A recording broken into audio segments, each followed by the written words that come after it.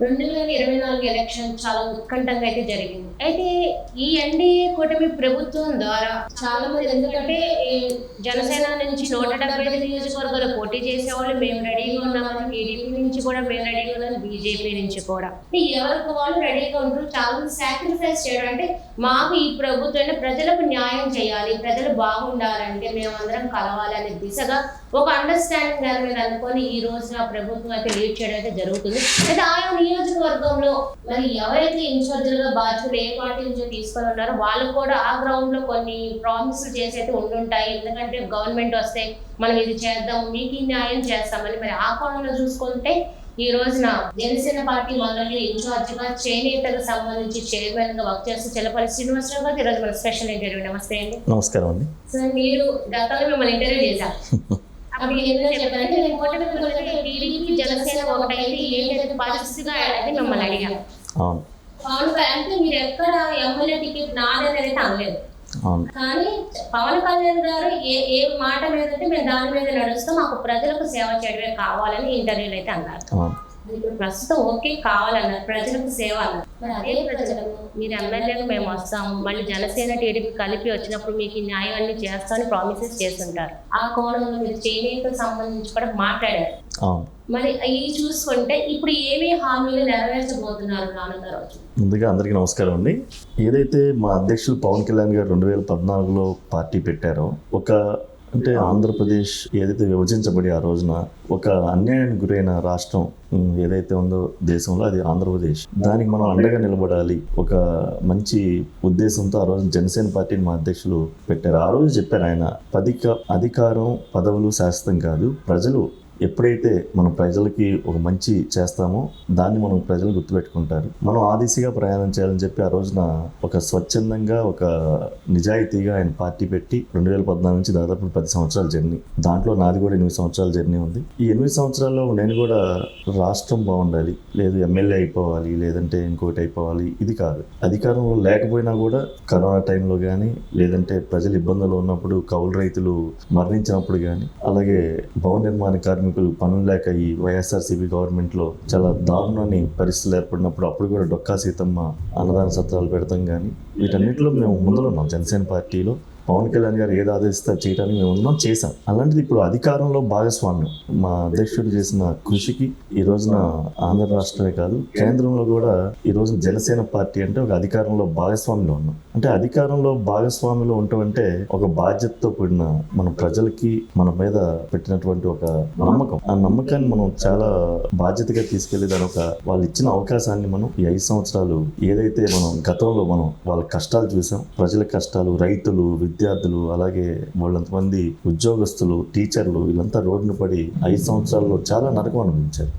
దానన్నిటికి కూడా day by day ప్రతిదానికి పరిష్కారం ఏదైతే మేము భాగస్వామ్యం లేకుండా కూడా ప్రజలకు మరింత చేరువలో ఆ రోజున వెళ్ళి వాళ్ళ యొక్క సమస్యలకి మేము మాకు చేతనంత సాయం చేసి, అలాగే మేము అధికారంలో వచ్చినాక మిమ్మల్ని ఒక ఉన్నతంగా సమస్యలు తీరుస్తామని చెప్పి ఆ రోజున హామీ ఇచ్చాం. దాంట్లో భాగంగానే ఈ రోజున అధికారంలోకి వచ్చిన తర్వాత మీరు చూస్తా ఉన్నారు మా అధ్యక్షులు గారు ఆ సమస్యలు ఏమున్నాయి, ఆయనకి ఇచ్చిన శాఖల మీద పట్టు సాధించడం కోసం నిరంతరం ఆయన దాని మీద ప్రక్రియ చేస్తూనే ఉన్నారు. ఇదే మేము ప్రజలకి ఏదైతే మేము వాగ్దానాలు ఇచ్చాం, అలాగే ఇంకా పరిస్థితులు ఎలా ఉన్నాయని చెప్పి ఈ రోజున ప్రపంచంలో అంటే ఏ రాజకీయ పార్టీ కూడా చేయనటువంటిది మా జనసేన పార్టీ ఆఫీస్ అంటే, సెంట్రల్ ఆఫీస్ అంటే ఒక దేవాలయం ముందల ఎమ్మెల్యేని బయట కూర్చోబెట్టి ప్రజల నుంచి రోజుకు ఒక ఎమ్మెల్యేని మాతో గెలిచినటువంటి ఎమ్మెల్యేని మాతో పాటు కూర్చోబెట్టి ప్రజల నుంచి అర్జీలు స్వీకరించి దాన్ని ఎప్పటికప్పుడు పరిష్కారం చేయటం, అలాగే నా స్థాయికి మించి ఉంటే అది మా అధ్యక్షుడికి పవన్ కళ్యాణ్ గారికి చేరవేయటం, అలాగే అక్కడి నుంచి దాన్ని పరిష్కార దిశగా ఇమీడియట్లీ మనం చేయటం. మనం చూస్తా ఉన్నాం కొన్ని వందల మంది రోజు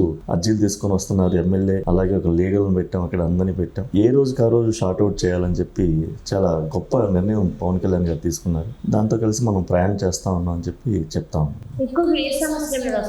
అంటే రాష్ట్రం అంతటా ఈ సమస్యల మీద ఎక్కువ నడుస్తుంది అనేది ఉంటుంది కదా, అది ఏ సమస్య మీద వస్తున్నారు ఎక్కువగా? గత వైఎస్ఆర్సీపీలో ఇబ్బంది పడినటువంటి అన్ని వర్గాల ప్రజలు ఇబ్బంది పడ్డారు. మేము చూస్తూ ఉంటే చాలా దారుణాలుగా ఉన్నాయి. స్థలం కబ్జా చేశారని కొంతమంది, లేదంటే మమ్మల్ని డిపార్ట్మెంట్ వాళ్ళు వేధించారు, వైఎస్ఆర్సీపీ నాయకులు అండగా ఉంటామని చెప్పి కొంతమంది, అలాగే చాలా నిరుద్యోగులు, అలాగే భవన నిర్మాణ కార్మికులు ఏవైతే మేము చూసామో అవన్నీ కూడా ఈ రోజున మా దగ్గరికి వస్తూ ఉన్నాయి, అర్జీల రూపంలో వస్తూ ఉన్నాయి. దేనికంటే మొన్నే మనం చూసాం, వాళ్ళ ఆడబిడ్డ విజయవాడ అమ్మాయి గత 7 సంవత్సరాలు 8 సంవత్సరాలు తప్పిపోయి కనబడకపోతే వెంటనే మా అధ్యక్షులు పవన్ కళ్యాణ్ గారు విజయవాడ కృష్ణలంక పోలీస్ స్టేషన్ ఇక్కడ ఫోన్ చేసి చెప్తే వితిన్ 1 వీక్లో ఆ అమ్మాయిని తీసుకొచ్చి ఆ బిడ్డని వాళ్ళ తల్లికి అప్పచెప్పిన పరిస్థితి. అంటే ఇలాంటి చాలా, అంటే గత ప్రభుత్వం వైఎస్ఆర్సీపీ ప్రభుత్వం ఏంటంటే ఎంతసేపటికి బటన్ నొక్కటం డబ్బులు దండుకోవటానికే ఉంది కానీ ప్రజల సమస్యలు పరిష్కరించే పరిస్థితి లేదు. ఈ రోజున మా అధ్యక్షుడు డోర్ స్టెప్, ప్రజలు ఏదైతే అనుకుంటున్నారో ప్రజలకు ఓటేసి గెలిపించారు, వాళ్ళకి మనం సేవ చేయాలి, వాళ్ళ సమస్యలు పరిష్కారం చూపించాలని చెప్పి ఈ రోజున మా జనసేన స్టేట్ ఆఫీస్ ముందల, పార్టీ ఆఫీస్ ముందల ప్రతి ఎమ్మెల్యేని కూర్చోబెట్టి ఆ పరిష్కార దిశగా మేము చేస్తా ఉన్నాం. పోలీస్ శాఖ వారిని కూడా అప్పట్లో వైసీపీకి ఎవరైతే సపోర్ట్ చేశారో డిఎస్పీని, సిఐని మొత్తం తారుమారు చేసి కూడా అటు ఆ డిపార్ట్మెంట్ కూడా మార్చేశారట మొత్తం రాష్ట్రం అంతటా. అవును, అంటే ప్రజలకు న్యాయం జరగాలంటే ఈ ప్లేస్మెంట్ మార్చాలి, నాయకుల మాట వీళ్ళు వింటారని మొత్తం మార్చేశారట. అవును, ఎక్కడైతే అన్యాయం జరిగిందో, ఎక్కడైతే తప్పులు జరిగినాయో అవన్నీ కూడా సరిచేసే క్రమంలో ఈ రోజున గత 2 నెలల నుంచి అదే కార్యక్రమంలో ఉన్నాం. ఎక్కడెక్కడ ఎవరెవరు ప్రజలను ఇబ్బంది పెట్టారు, ప్రజలకు ఎవరైతే మంచి చేస్తారు వాళ్ళందరినీ ప్రక్షాళన చేసి చేయటం జరుగుతూ ఉంది. 2 నెలల నుంచి మంచి గొప్ప అభివృద్ధి, మంచి ఫలితాలు వచ్చే దిశగా ఈ కార్యక్రమాలు జరుగుతూ ఉన్నాయి. గతంలో వైసీపీ ఆల రామకృష్ణ గారికి సంబంధించి ఆయన ఒక కాంప్లెక్స్ కట్టారు చేనేతకు సంబంధించి, వాళ్ళకి న్యాయం చేసే దిశగా. అంటే మీరు ఒక మాట అన్నారు, నెలకు 2,000 3,000 వచ్చేది, ఇలాంటి మాకొద్దు, మాకు కావాల్సిన హబ్ కావాలని అడిగారు. ఆ దిశగా మరి మంగళగిరిలో మీరు చాలా మందికి హామీ ఇచ్చారని కూడా చెప్పారు. చేనేతకు సంబంధించిన వ్యాపారస్తులకే కానీ చాలా మంది కష్టపడిన వాళ్ళు ఎంతమంది 2,000 మంది ఉన్నారని కూడా చెప్పారు. మరి వాళ్ళందరికీ న్యాయం చేసే దిశగా మీరు ఎలాంటి చర్యలు తీసుకుంటున్నారు? తప్పకుండా. దేనికంటే ఎలక్షన్ ముందర ఏదైతే మా ఎన్డీఏ అభ్యర్థి లోకేష్ గారు ప్రచారంలో మేము చాలా కీలకంగా పనిచేసాం. ఆ క్రమంలో మేము చర్చించుకున్నాం, చేనేతలు అంటే ఒక చిన్న కాంప్లెక్స్ పెడితేనో లేదంటే స్వర్ణకారులకి ఏదైనా చిన్న పనిముట్లు అలాంటివి ఇస్తేనో సరిపోదు, వీరికి శాశ్వత పరిష్కారం ఉండాలి. చేనేత కళాకారులు, కార్మికులు, ఏదైతే వ్యాపారులు, దాదాపు మంగళగిరిలో 2,000 మంది దాని మీద ఆధారపడి ఉన్నారు. అంటే 2,000 కుటుంబాలు. 2,000 కుటుంబాలు అంటే దాదాపు ఒక దానికి అనుబంధ విభాగాలు ఇవన్నీ చాలా ఉన్నాయి. దాదాపు 45,000 మంది ఇక్కడ ఆధారపడి ఉన్నారు. దానికి శాశ్వత పరిష్కారంగా టెక్స్టైల్ పార్క్ అనేది ఒకటి ప్రపోజల్ పెట్టాం. తప్పనిసరిగా లోకేష్ గారు స్పందించారు దానికి. అవునన్నా, మనం టెక్స్టైల్ పార్క్ మనం చేద్దాము. టెక్స్టైల్ పార్క్ అంటే అంటే చేనేతలని మరింత ఉన్నతంగా దాంట్లో డైయింగ్ కానీ, మగ్గాలు కానీ, యార్ను, జరీ కానీ, దానికి సంబంధించిన డిజైన్, క్లస్టర్స్, ఇవన్నీ రకరకాల టెక్నికల్గా దాన్ని ఎక్విప్మెంట్స్ కానీ ఇవన్నీ ఒక 1 హబ్ లాగా. అంటే దాంట్లో ఆ టెక్స్టైల్ పార్క్ అంటే దాంట్లో పెట్టిన కొన్ని రాయితీలు వస్తాయి, సెంట్రల్ గవర్నమెంట్ సబ్సిడీలు వస్తాయి. ఇవన్నీ చాలా, అంటే ఇప్పుడు దాదాపు అంటే ఈ రోజున గతంలో వైఎస్ఆర్సీపీ గవర్నమెంట్ మగ్గాలు ఉన్న వాళ్ళకి, సొంత మగ్గం ఉన్న వాళ్ళకి అని చెప్పి ఒక నేస్తామని వేశారు 20,000 రూపాయలు. కానీ సొంత మగ్గాలు ఎంతమందికి ఉంటాయండి అంటే మంగళగిరిలో దాదాపు 2,000 మంది కళాకారులు ఉంటే వీళ్ళు వేసింది ఒక 200 మందికో 300 మందికో. ఆ రోజు సొంత మగ్గాలు అంటే సొంత మగ్గాలు కెపాసిటీ ఉన్నోడు వాళ్ళే మార్కెటింగ్ చేసుకుంటారు కదా. నిజంగా వీళ్ళు వెళ్ళు. అలాంటి పరిస్థితుల్లో లోకేష్ గారు మేము క్షేత్రస్థాయిలో మొత్తం పరిశీలించి దీని శాస్త్ర పరిష్కారం అంటే ఒక సూరత్తు, ఒక భీమండి ఇలాంటి టైప్లో మనం ఇక్కడ పెడితేనే మనకు అవుతుందని చెప్పి, అంటే ఒక నేషనల్ క్లస్టర్ లాగా, అంటే ఒక టెక్స్టైల్ పార్కు, దాని క్లస్టర్ విభాగాలు దాన్ని చేసి మరింత, అంటే ఈ రోజున చేనేత కార్మికుడు కొడుకులు ఒక సెక్యూరిటీ గార్డులు గానో లేదంటే ఆటో నడుపుకుని వెళ్తే పరిస్థితి, వాళ్ళ దగ్గర బోల్డంత కళ ఉంది. మన కళల్ని ఏంటంటే మా అధ్యక్షుడు పవన్ కళ్యాణ్ గారు మేము అప్పట్లో 2016లో చేనేత సత్యాగ్రహం అనే ఒక ప్రోగ్రాం పెట్టి మా కళలు అంతరించిపోతున్నాయి, మమ్మల్ని కాపాడండి అన్న టైంలో ఆయన వచ్చి నేనున్నాను అని చెప్పి చేనేత కార్మికులు కాదు చేనేత కళాకారులకు గుర్తిస్తాను, చేనేతలకు నేను బ్రాండ్ అంబాసిడర్గా ఉంటానని చెప్పి ఆ రోజున ఆయన కమిట్మెంట్ ఇవ్వడం జరిగింది. దాన్ని దృష్టిలో పెట్టుకునే ఈ రోజున మంగళగిరిని మనం బతికించాలి, మన మంగళగిరి చేనేతని కళను బతికించాలి. అలాగే ఇక్కడ స్వర్ణకారులు ఉన్నారు, స్వర్ణకారులు కూడా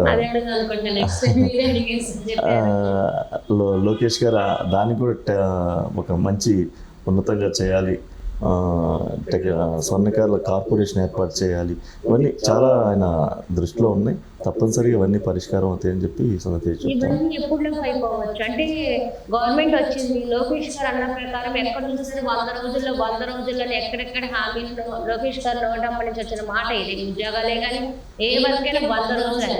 మరి ఈ కోణంలో చూసుకుంటే మరి మీరు ఇచ్చిన ఈ హామీలు 100 రోజులు అవుతాయా లేకపోతే ముందుకు వెళ్ళొచ్చా? అంటే 100 రోజులు అంటే ఇవన్నీ చాలా లాంగ్ ప్రాసెస్ అండి. ఇప్పుడు టెక్స్టైల్ పార్క్ అనేది చాలా లాంగ్ ప్రాసెస్. అలాగే స్వర్ణకారు కార్పొరేషన్, స్వర్ణకారుల హబ్ అనేది చాలా బిగ్ ఇదనమాట. స్వర్ణకారుల హబ్ అంటే రాష్ట్రం కాదు, దేశమే మంగళగిరి వైపు తిరిగే విధంగా ఒక ఇంటర్నేషనల్ డిజైనర్స్ని ఇవన్నీ తీసుకురావాలి.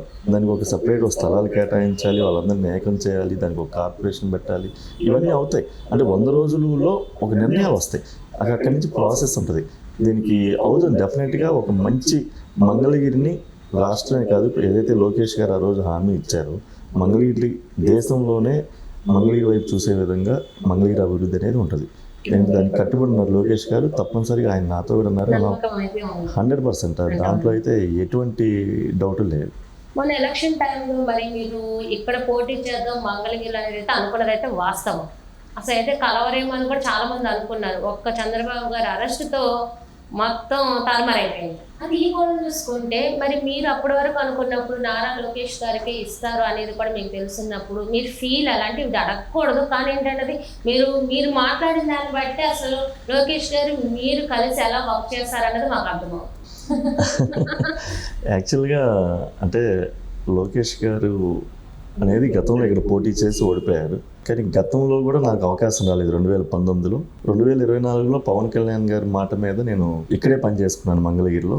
తప్పనిసరిగా వస్తుంది అని అయితే అనుకున్నాం. కానీ ఈ 5 సంవత్సరాల్లో వైఎస్ఆర్సీపీ రాష్ట్రాన్ని చేసిన సర్వనాశనం అంటే దీనికి అంటే దారుణంగా రాష్ట్రం ఎక్కడికో వెళ్ళిపోయింది.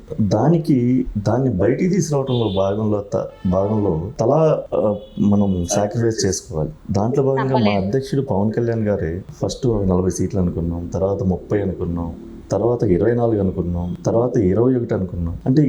అంటే దేనికోసం తగ్గారు? మా అధ్యక్షులు పవన్ కళ్యాణ్ గారే అంత తగ్గినప్పుడు ఇక నాలో నేనెంత అంటే చాలా చిన్న స్థాయి. కాకపోతే మా కమ్యూనిటీ బలంగా ఉంది. మంగళగిరిలో జనసేన పార్టీ అనేది చాలా బలంగా ఉంది. దాంట్లో అయితే నో డౌట్. కానీ చాలా బలంగా పనిచేసాం. దాదాపు 2000 మంది మాకు ఇక్కడ కమిటీల రూపంలో సభ్యులు ఉన్నారు మంగళగిరిలో. దాదాపు 6500 మంది లాస్ట్ ఇయర్ రెన్యువల్ సభ్యత్వాలు చేసినప్పుడు క్రియాశీలక సభ్యత్వాలు జిల్లాలోనే నెంబర్ 1 స్థానంలో మేము చేసాం మంగళగిరిలో. ఎందుకంటే ఇక్కడ డైరెక్ట్ ఆ రోజున ఉన్నటువంటి ముఖ్యమంత్రి గారు జగన్మోహన్ రెడ్డి గారు ఇక్కడే టార్గెట్ చేసినా కూడా వాళ్ళ సర్కిల్ వాళ్ళంతా ఆర్కే గారు అంతా చేసినా కానీ నిలబడ్డాం. ఇక్కడ బలంగా నిలబడ్డాం. ప్రతి పోరాటంలో ముందున్నాం, చేసాం. కానీ రాష్ట్రం కోసం మనం ఒక దీని మీద మనం ఉండాలి, అడ్జస్ట్ అవ్వాలి తప్పనిసరిగా.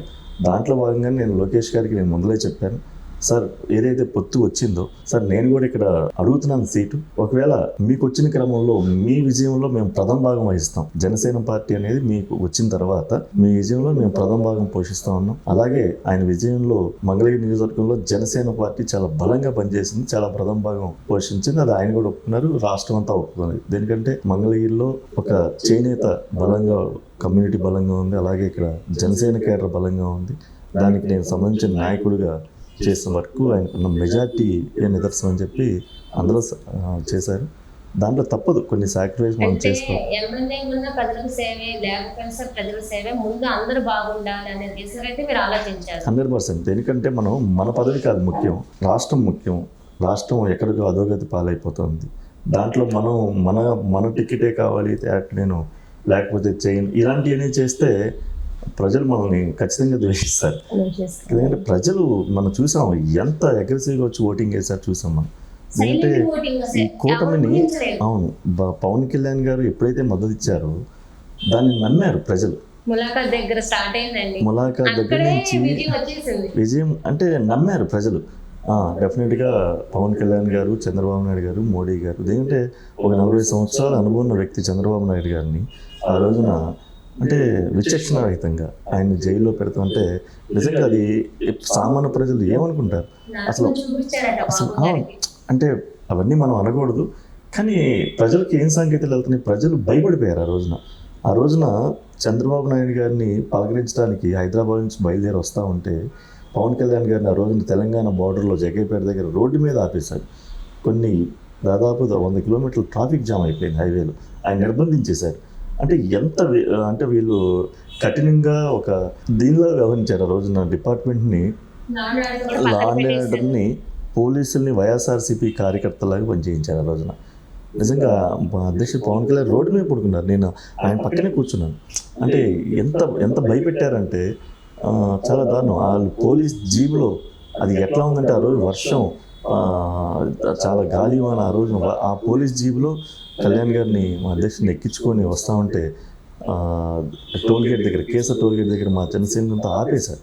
అప్పుడు కారు మార్చి అప్పుడు స్టేట్ ఆఫీస్కి పంపించారు. అంటే అంటే ఒక 40 సంవత్సరాల అనుభవం ఉన్న వ్యక్తిని లోపల పెట్టి వీళ్ళు విచక్షణ ఎట్లా కోల్పోయి ప్రవర్తిస్తుంటే పలకరించడానికి ఓకే సామాన్య పౌరుడు ఎవరికైనా ఉంటుంది. అలాంటిది మా అధ్యక్షుడు పవన్ కళ్యాణ్ గారు ఇలాంటి వాటిలో ముందులు ఉంటారు. దాంట్లో కూడా అంత అంటే ఇదంతా చూస్తున్నారు ప్రజలు. అంటే ఆయనకే ఇంత జరిగింది, అసలు ఏంది మేమేంది, ఇది ఇట్లా వెళ్తే మా బిడ్డల భవిష్యత్తు ఏంది, మా బిడ్డల భవిష్యత్తు నెక్స్ట్ ఏంది ఇట్లా జరిగితే కనుక అని చెప్పి నిజంగా ప్రతి ఒక్కరు మేము ఆ రోజున మంగళగిరిలో కూడా నేను ప్రతి మొదటి ఓటు దగ్గర నుంచి చివరి ఓటు దాకా నేను ప్రతి బూత్ తిరిగాను. దాదాపు 140 బూతుల దాకా నేను తిరిగాను. ప్రతి బూత్ తిరిగాను. మొదటి ఓటు నుంచి చివరి ఓటు దాకా పరిశీలించాం. వాళ్ళు ఎట్లా అంటే దాదాపు 3 గంటలు 4 గంటలు లైన్లో నిలబడి ఎక్కడా కూడా వాళ్ళు బరస్ట్ అవ్వకుండా నేను పలకరించాను లైన్లోకి వెళ్ళి. అమ్మ ఏంది అంటే 3 గంటలైంది, అమ్మ కొంచెం ఓపికగా వెళ్ళండి ఓటేయండి మన కోసం అంటే ఎక్కడ కూడా అలాగే బాబు అలాగే బాబు అంటే ఎక్కడ కూడా అవును 3 గంటలు 4 గంటలు లైన్లో నిలబడి అసలు నిజంగా ఆ రోజు నేను లోకేష్ గారికి మెసేజ్ పెట్టాను, మనం భారీ మెజార్టీతో గెలవబోతున్నాం అని చెప్పి పెట్టాను. అంటే అంత బాగా ఓటింగ్ సార్ జరిగింది. అంటే ప్రజల్లో ఇవన్నీ చూసి అంటే మనం ఒక వారధిగా ఉన్నాం తప్పితే ఇప్పుడు ప్రజల్నే ఈ రోజున అందరం ఎక్కించినట్లు ఈ రోజున ఆంధ్ర రాష్ట్ర ప్రజల్ని ఈరోజు పరిపాలన అంటే ఇంతకుముందు పరిపాలన అంటే రాజులు రాచరికంలాగా చేశారు జగన్మోహన్ రెడ్డి గారు. ఈసారి ప్రజలు పరిపాలించే పరిస్థితి ఆంధ్రప్రదేశ్ వచ్చింది. ఎందుకంటే లోకేష్ గారిని ఒక కార్పొరేటర్ గా కూడా గెలవడం అన్న వాళ్ళని ఈ రోజు ఒక ఎమ్మెల్యేగా 2-3 సార్లు పోటీ చేసి గెలిచిన కూడా రానంత విజయం మెజారిటీ వచ్చింది. చాలా అంటే 90,000 మంగళగిరిలో 90,000 పైచీల కంటే 150,000 మెజార్టీ లెక్కేసుకోవాలి. ఎందుకంటే ఇక్కడ మొదటి నుంచి దాదాపు 40 సంవత్సరాల నుంచి తెలుగుదేశం పార్టీ లేదు, గెలవలేదు. పార్టీ ఉంది కానీ గెలవలేదు. అంటే ఏదైతే మా చేనేత సామాజిక వర్గం ఉన్నారో వాళ్ళే దాదాపు చాలాసార్లు గెలిచారు, వాళ్ళకే పీఠం ఎక్కిస్తారు. అలాంటిది మంగళగిరిలో చరిత్రలో అంటే అంటే 2,80,000 ఓటింగ్. అంటే మనం ఈ భీమిలి గాజువాకతో లెక్కేసుకుంటే అక్కడికంటే ఓట్లు ఇక్కడే తక్కువ అంటే ఓటింగ్ తక్కువ. అలాంటిది ఇంత తక్కువ ఓటింగ్ ఇంత మెజార్టీ మనకు మెజార్టీ వచ్చిన ఓట్లు కూడా వైఎస్ఆర్సీపీ క్యాండిడేట్కి రాలేదు. ఇక్కడ ఈయనకి ఏదైతే 90,000 చిల్లర మెజార్టీ వచ్చిందో అంత అన్ని ఓట్లు కూడా వాళ్ళకి రాలేదు. అంటే 50,000 ఎంతో వచ్చినాయి. అంటే అంత ప్రజలు మంచి తీర్పు ఇచ్చారు. నిజంగా వాళ్ళందరికీ రుణపడి ఉంటాం మేమైతే. బిజినెస్ పీపుల్స్ కూడా అది వైసీపీ బిజినెస్ మ్యాన్స్ కూడా మాకు వద్దు ఈసారి మార్చాలనే డిసైడ్ కూడా అయ్యారట. అవును ఎంతమంది అండి ఇప్పుడు మాది బిజినెస్లో నా టెక్స్టైల్ బిజినెస్ నాకు బాంబే, సూరత్, అహ్మదాబాద్, వారణాసి ఇవన్నీ కాంట్రాక్ట్స్ ఉంటాయి. చాలామంది వాళ్ళు మాకు ఇచ్చే సప్లైస్ ఎవరున్నారు ఏదైతే జూన్ 4వ తారీఖు రిజల్ట్ వచ్చిందో ఆ రోజు చాలామంది నాకు ఫోన్ చేసి అచ్చా దిన్నాయా, ఆంధ్రాకు అచ్చా దిన్నాయా, అమ్లోకు అచ్చా అలా చెప్పారు వాళ్ళు. అంటే మా సప్లై అంతా ఈ 5 సంవత్సరాలు ఏమైపోయిందో తెలియదు, బిజినెస్లు లేవు, నిజంగా మీకు మంచి రోజులు మీతో పాటు మాకు కూడా వచ్చినట్లు అని చెప్పి సప్లైర్స్ హ్యాపీ అయ్యారు. ఎక్కడో దేశంలో ఉండే సప్లైర్స్.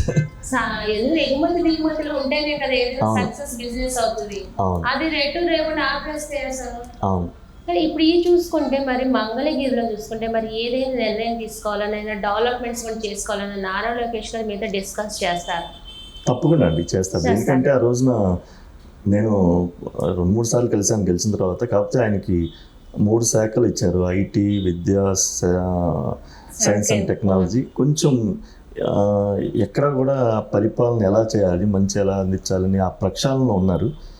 తప్పనిసరిగా ఆయన మనం మాట్లాడుకున్నాం మేము లోకేష్ గారు అన్న డెవలప్మెంట్ కలిసి ఒక ఉన్నతంగా మంగళగిరిని తీర్చిదిద్దాం, దీంట్లో మన పాత్ర మన ఇద్దరం గట్టిగా చేయాలి ఎక్కడ కూడా ఆఫీసర్లను కానీ ప్రజలను కానీ ఎక్కడ మనం ఇబ్బంది కట్టుకున్నా మంచి పరిపాలన మంగళగిరిని రాష్ట్రంలో కాదు ప్రపంచం ఇది ఒక ఐకానిక్గా చూసే విధంగా మనం చేద్దాం అనే దానికి అయితే కట్టుబడి ఉన్నారు. నాతో కూడా డిస్కస్ చేశారు. తప్పనిసరిగా దాంట్లో జనసేన పార్టీ కూడా కీలకంగా ఉంటుంది. జనసేన నేను అక్కడే పార్టీ కూడా అక్కడే ఉంది, సెంట్రల్ పార్టీ టీడీపీది అక్కడే ఉంది, వైసీపీది అక్కడే ఉంది. మొత్తం ఇప్పుడు మంగళగిరి అంతా అందరికి మెయిన్ అందరికి అయిపోయింది. అవును, పొజిషన్ అవును. రెండు మంగళగిరి ఏదైనా అదే ఒక క్యాపిటల్ ఏరియా అండ్ ఇక్కడ చాలా ప్రజలు చైతన్యవంతులు. అలాగే అందరూ ఎదురు చూస్తూ ఉన్నారు ఇక్కడ ఏం జరగబోతా ఉంది అనేది. దానికి ఒక మంచి విజనరీ నాయకుడు అదృష్టం కొద్దీ లోకేష్ గారు ఉన్నారు. తప్పనిసరిగా లోకేష్ గారు చిన్న పెద్ద తేడా లేకుండా అందరినీ కలుపుకొని వెళ్తున్నారు. బిజినెస్ పీపుల్ అవ్వచ్చు, లేదంటే ఎంప్లాయీస్ అవ్వచ్చు, సామాన్య రైతులు కానీ అందరినీ కలుపుకొని వెళ్తున్నారు. తప్పనిసరిగా ఆయనకి ఏంటంటే ఇక్కడ మంగళగిరిని డెవలప్ చేయాలి అనే కసి అయితే లోకేష్ గారికి బాగా ఉంది. మరి డెవలప్మెంట్ చేయాలన్నప్పుడు స్వర్ణకారులు ఒక పక్కన చేయనైతే కాకుండా ఇంకేదైనా ఐటీ శాఖ కానీ విద్యారంగంగా కానీ కొన్ని టెక్నాలజీ పరంగా కానీ ఏదైనా డెవలప్ చేసే దిశగా ఏమైనా జరగబోతున్నాయా? తప్పకుండా అండి. దేనికంటే మంగళగిరిలో దాదాపు 2,80,000 ఓటింగ్ ఉంది.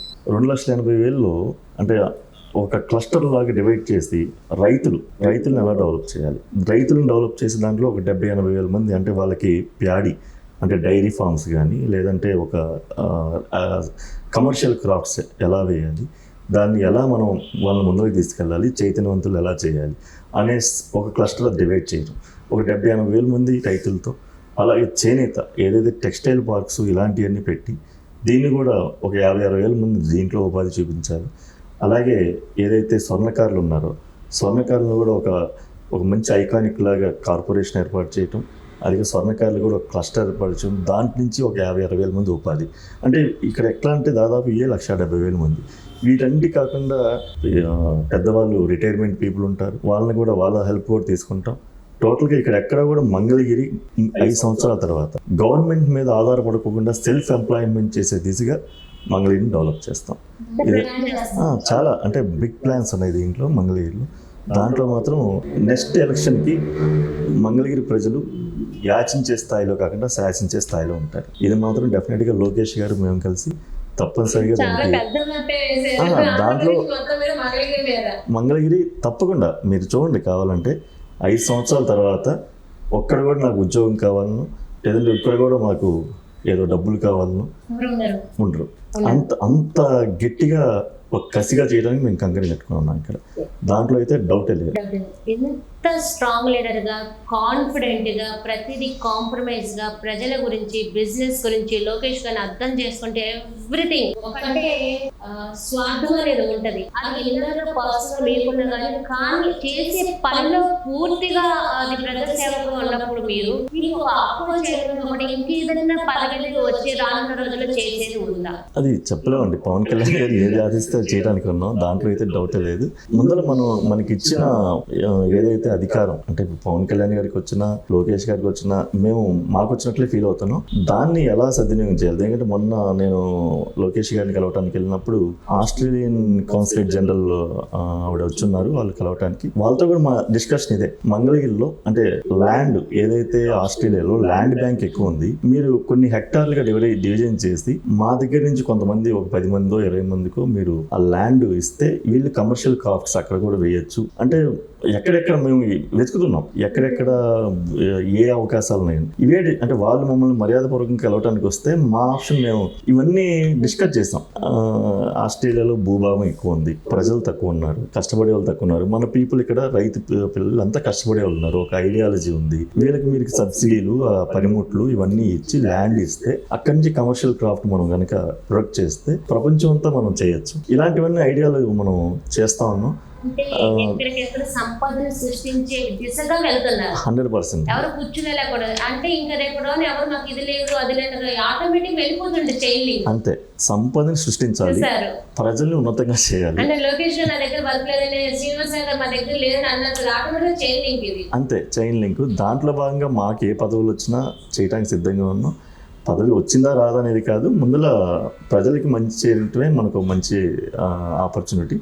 దాంట్లో భాగంగా పవన్ కళ్యాణ్ గారు, లోకేష్ గారు, చంద్రబాబు నాయుడు గారు వారు ఏదో ఆదేశిస్తే అది నేను దేనికి సమర్థులను వాళ్ళు నిర్ణయిస్తారు, దాంట్లో మనకి చేస్తారు తప్పితే దాని గురించి అయితే మనం కాదు అని నేను చెప్తాను. మీ నుంచి మంగళగిరి ప్రజలకు ఏదన్నా ఇది చేయబోతున్నా అనే హామీ ఏదన్నా ఉందా? అదే చెప్తున్నాను కదా, టెక్స్టైల్ పార్క్ ఒకటి, స్వర్ణకారుల సొసైటీ ఒకటి, అలాగే రైతులకి ముఖ్యంగా ఇక్కడ దుగ్గిరాల మండలంలో రైతులు బాగా ఉన్నారు. చాలా మెయిన్ ప్లేస్ దుగ్గిరాల మండలంలో రైతు ఇప్పుడు మొన్న ఏదైతే అంటే మేము విభజించాం, మంగళగిరి మండలం, తాడేపల్లి పట్టణం, తాడేపల్లి మండలం, మంగళగిరి టౌన్, దుగ్గిరాల, అంటే ఈ మెజార్టీలో డివైడ్ చేసుకున్నప్పుడు 90,000 మెజార్టీలో దుగ్గిరాల మండలం మాకు 10,000 మెజార్టీ వచ్చింది, మిగతాదంతా ఎక్కువ వచ్చింది. ఈసారి దుగ్గిరాల మండలం కూడా మనకి ఎక్కువ మెజార్టీ రావాలి అంటే అక్కడ ఏం చేయాలి? అప్పుడు అక్కడ కాఫీ పరిశ్రమ ఉంది, అలాగే అక్కడ రైతులు పసుపు రైతు మీద ఆధారపడి ఉన్నారు, వాళ్ళందరినీ మనం పికప్ చేయాలి, ఆ డెవలప్మెంట్లో మనం ఏం చేయాలి, వాళ్ళని ఒక ఉన్నతంగా మనం ఏం చేయాలి, వాళ్ళ బిడ్డలకి మనం ఏం చేయాలి, ఈ కాన్సెప్ట్తోనే చేస్తున్నాం. అవును, దుగ్గిరాల అక్కడ మా జనసేన బలం కూడా బాగా ఉంది, కలిసి చేస్తాం. బట్ ఇప్పుడు రాబోయే రోజులు ఏంటంటే దాన్ని కూడా ఒక దుగ్గిరాలను కూడా ఒక సపరేట్ క్లస్టర్గా విభజించి అక్కడ ఎవరైతే మనకి స్ట్రాంగ్ అక్కడ వనరులు ఉన్నాయో అట్లన్నింటి వినియోగించుకొని అక్కడ పీపుల్ని కూడా మనం డెవలప్ చేసి చేయాలనేది ఒక ఆలోచన. తప్పనిసరి ప్రతి ఒక్క హామీలే కాదు, అంటే జనరల్గా ఇప్పుడు హామీలు అంటే జనరల్గా ఉచిత బస్సునో, పింఛన్లను, లేకపోతే అమ్మఒడు ఇలా ఉన్నాయి. ఇవి కాకుండా అసలు వాళ్ళు సెల్ఫ్ జనరేట్ ఏం చేయాలి, వాళ్ళకై వాళ్ళు నిలబడాలి, వాళ్ళకై వాళ్ళు సంపద సృష్టించాలి, దానికి ఏం చేయాలనే దానికి మేము చేస్తూ ఉన్నాం. ఈ పథకాలన్నీ ఇవి జనరల్గా ఎవరైతే లబ్ధిదారులు ఉన్నారో ఇచ్చిన హామీలు సూపర్ 6లో కానీ అవన్నీ వెళ్తూ ఉంటాయి. బట్ దీంతో పాటు ప్యారలల్గా ఈ పంచటానికి మనం ఏం సృష్టించాలి, దాన్ని ఎలా మానవ వనరులని మనం ఉపయోగించుకోవాలి, దాని దిశగా మనం చేయడానికి సిద్ధంగా ఉన్నాం. తప్పకుండా బాగుంటుందని చెప్పి నేను చెప్తాను. ఇప్పుడైతే ప్రస్తుతం ప్రభుత్వం బాగాలేదు, మరి గతంలో వ్యాపారం వెనక్కి వెళ్ళిపోయిందని కూడా మీరు చెప్పడం అయితే నేను విన్నాను. ఇప్పుడు వ్యాపార పరిస్థితి ఎలా ఉంది? ఒక ఆశలతో అయితే ఉన్నాయండి. ప్రస్తుతం రియల్ ఎస్టేట్ జరుగుతూ ఉంది బాగానే. అమరావతి రాజధానిని కొల్లబొడి చేశారు ఆ రోజున. ఈ రోజున ఆ రైతులు ఏదైతే 32,000 ఎకరాలు ఆ రోజున ఇచ్చారో వాళ్ళంతా చాలా హ్యాపీగా ఉన్నారు. ఈ రోజున బయటకు వచ్చి వ్యాపారస్తులు కానీ వీళ్ళు రైతులు కానీ అంతా బయటకు వచ్చి హ్యాపీగా ఉన్నామని చెప్తున్నారు. ఫస్ట్ అంటే ఈ రోజు వచ్చేవు వ్యాపారాలు, మనం చేసే దాన్ని బట్టి వ్యాపారాలు పెరుగుతూ ఉంటాయి. పరిపాలనలో మంచి నిర్ణయాలు తీసుకొని మంచి ఫ్లవర్స్ విదేశాల నుంచి బయట నుంచి పెట్టుబడులు వస్తున్నప్పుడు ఆటోమేటిక్గా బిజినెస్ పెరుగుతాయి. కానీ ఒక హోప్ అయితే కలిగింది, ఏదైతే మా అధ్యక్షులు పవన్ కళ్యాణ్ గారు, చంద్రబాబు నాయుడు గారు, మోడీ గారు కలిసి కూటమి పెట్టేప్పటికీ ప్రజల్లో ఒక హోప్ అయితే వచ్చింది, వీళ్ళు చేయగలరు అనే దాన్ని ఒక పాజిటివ్ ఎనర్జీ వ్యాపారస్తుల్లో కానీ, రైతుల్లో కానీ, రాజధాని రైతులు కానీ చాలా పాజిటివ్ ఎనర్జీ అయితే వచ్చింది. దానిలో బిజినెస్లు కూడా డెవలప్ అవుతాయి. 29 ఎలక్షన్ వరకు కూడా ఇదే కూటమి కంటిన్యూ అవుతుందా, లేదా జగన్మోహన్ రెడ్డి వేసే పార్టీలో మళ్ళీ విడిపోవడం అయితే జరుగుతుంది అంటారా?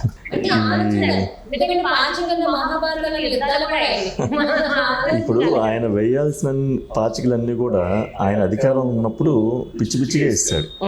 అవన్నీ తట్టుకొని పవన్ కళ్యాణ్ గారు, ముఖ్యమంత్రి చంద్రబాబు నాయుడు గారు తట్టుకొని నిలబడ్డారు.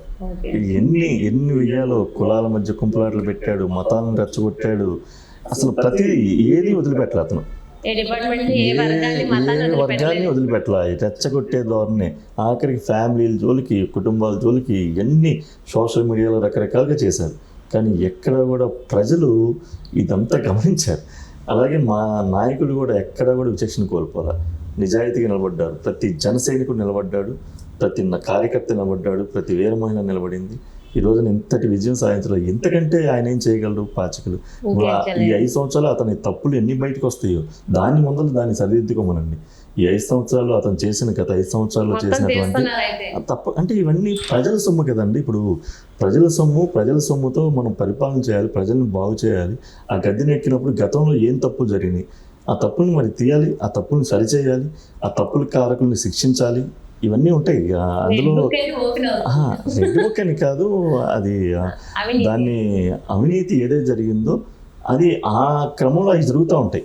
అంతేగాని జగన్మోహన్ రెడ్డి గారి లాగా అతను పరిపాలన వదిలేసి టార్గెట్ పవన్ కళ్యాణ్ గారిని, చంద్రబాబు నాయుడు గారిని టార్గెట్ చేయటమే సరిపోయింది. కానీ అతను పరిపాలన మీద దృష్టి లేదు. ఎంతసేపుడికి ఎవరు అడ్డు వస్తున్నాడు వాళ్ళని లోపలేయాలి, ఎవరు ఏదవుతున్నాడు దాన్ని ఇచ్చేయాలి, నాశనం చేయాలి, మన పేరుతో గతంలో జరిగిన అభివృద్ధి ఉండకూడదు, అది కొల్లబొడి చేయాలి, ఈ టైప్లో జరిగింది. కానీ ఇక్కడ పవన్ కళ్యాణ్ గారు ఒక గెలిచిన తర్వాత లోకేష్ గారు కానీ పవన్ కళ్యాణ్ ఒకటే అన్నారు, మనం ఎక్కడ కక్షల జోలికి వెళ్ళకూడదు, మనం మంచి పరిపాలన చేసుకోవాలి. గతంలో ఇబ్బంది పెట్టిన దాన్ని వదిలేయండి, కానీ చట్టపరంగా ఎవరైతే ఇబ్బందులు జరిగినాయో వాళ్ళకి తప్పనిసరిగా చట్టపరంగా దానికి చర్యలు ఉంటాయి అనేది అయితే క్లారిటీ. ఈ 5 సంవత్సరాల ముందల తన తప్పులు తను మరి దిద్దుకుంటాడా, మరి ఏం చేస్తాడని మనకు తెలియదు. అంతేగాని పాచికలు వేయటాలు ఇవన్నీ బుల్షిట్ అండి. ఇంతకంటే టార్చర్ అయితే ఎప్పుడు చేయరు. మేము అంత నరకం అనుభవించాం ఈ 8 సంవత్సరాలు. ఈ 5 సంవత్సరాలు అయితే దారుణం. ఇప్పుడు ఈ రోజున మనం దాన్ని ఆ కష్టాలు ఆ దెబ్బలు తిన్నాం కాబట్టి ఈ రోజున ప్రజలకి మనం ఏం చేయాలనేది అంతే.